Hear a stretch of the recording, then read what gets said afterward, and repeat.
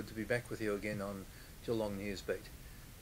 One of the key items which has captured a lot of public attention in the last week or so, and I have to say perhaps particularly the area of the leadership of the Catholic Church has been part of this, has been the proposed abortion law reform bill which comes before the upper house of the Victorian Parliament this week.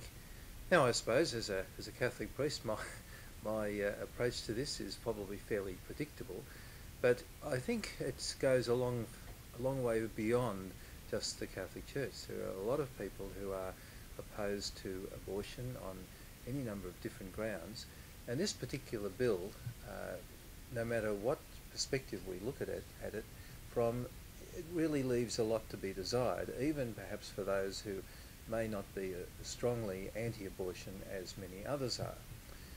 One of the things that it doesn't do is it doesn't allow for example, any counselling to be insisted upon for people who come forward for abortions, notwithstanding the fact that abortion is one of the most traumatic situations in which a woman can place herself, and the effects of it can be felt for many decades afterwards.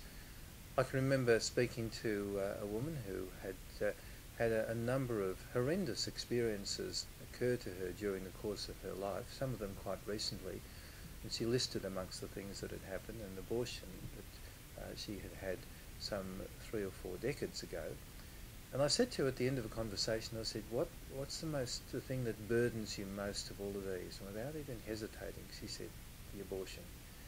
And that was nearly 40 years after it had occurred. It goes very, very deep-seated, and for all sorts of reasons, because the whole question of, people will debate, is it human life or isn't it? Of course, the question is, in terms of the beginnings of human life at conception, when do we say it kicks in?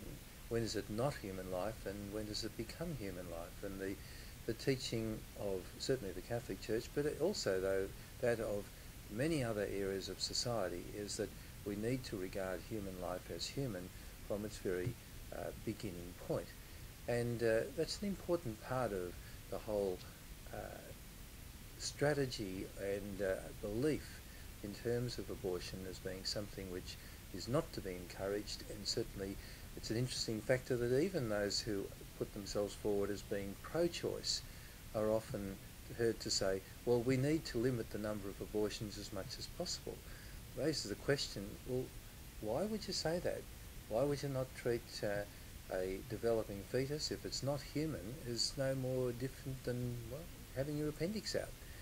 So there's a lot of areas of logic which leave a lot to be desired. The current bill, of course, also has some great areas of deficiency. It's moved, interestingly enough, and you've probably heard a lot of debate on this one of late, from not just the question of the criminalisation of abortion, even that's a vexed question in itself, but to also then requiring people who are opposed to abortion in conscience, doctors, nurses and so on, to be involved under certain circumstances that the law designates in a somewhat vague way.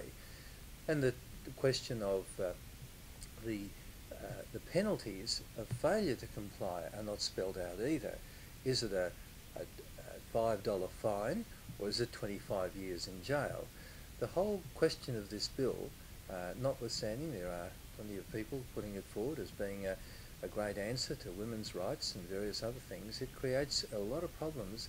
It has not been well worked through, and the fairly strident opposition that it's receiving from many quarters, not all of them Catholic by any means, is probably got a lot more value in good thinking than often is given credit for. Have a look at the arguments that are being put forward during this week. Have a look at an argument in the Herald Sun on Monday that a couple of legal people have put forward in terms of not just the recognition of whether it's pro or anti-abortion, but whether it's a good law in itself. These are the things which need a lot more thought than what's been given to it at this point. Well, we'll see what happens as the law comes before the upper house in the next few days. It will be certainly interesting, and perhaps in many ways quite a watershed for Victorian law on many levels as to whether it is passed or whether it is blocked. We'll see what happens. Good to be with you. Until